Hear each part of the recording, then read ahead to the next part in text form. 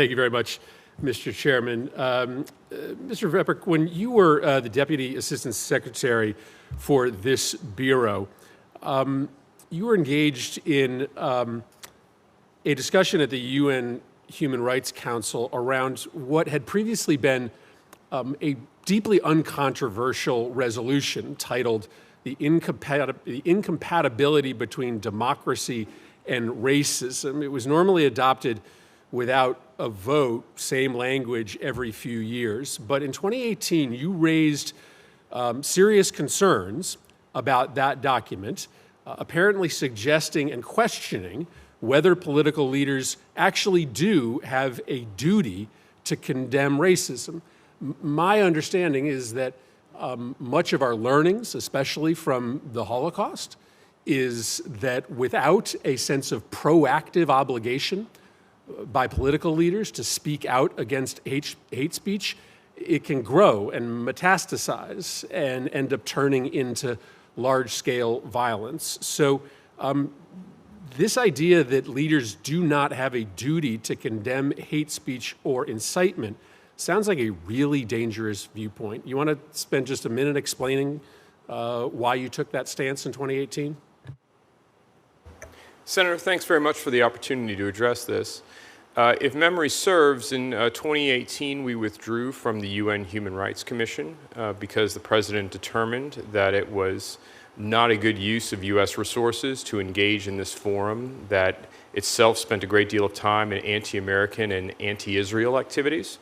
And I understand that's the same reason why the President decided to withdraw us again. But I don't want to litigate that issue. That's a separate issue. Just let's, I only have 3 minutes. Just stay tight on the question I asked you. Yes, sir. And so this was referring to the comments that I made on a draft resolution that was being circulated for clearance at the State Department. So I understand the thing we're talking about.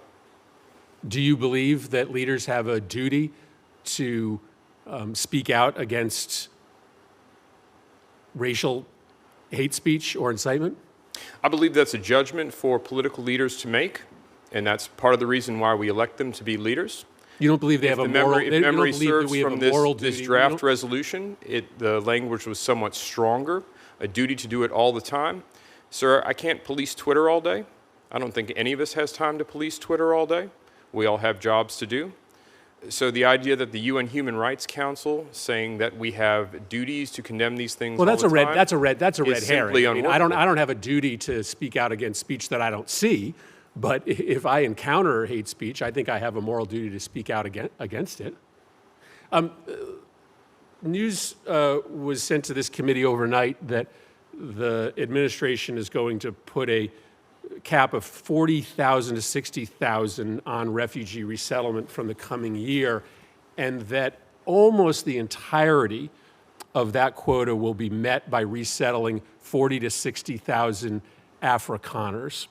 That's an extraordinary break with precedent and an extraordinary message to send to the world that the United States is only going to allow for white people to be processed through the refugee program.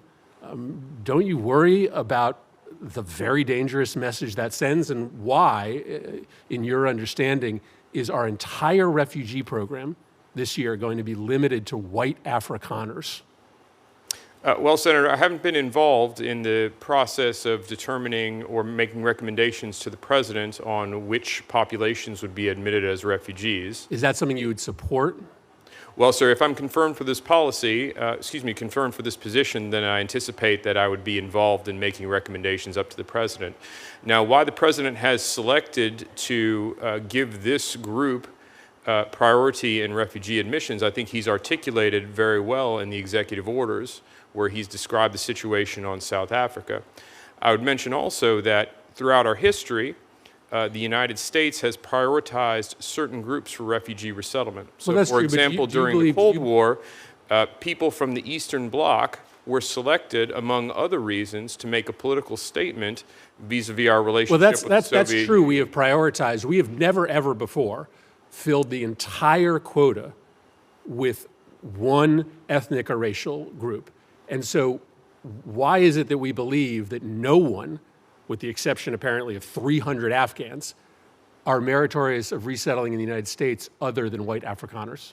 Senator, anyone who's admitted to the United States as a refugee will have been adjudicated as a refugee by USCIS, which has the legal authority to do so. So they're all refugees according to our law.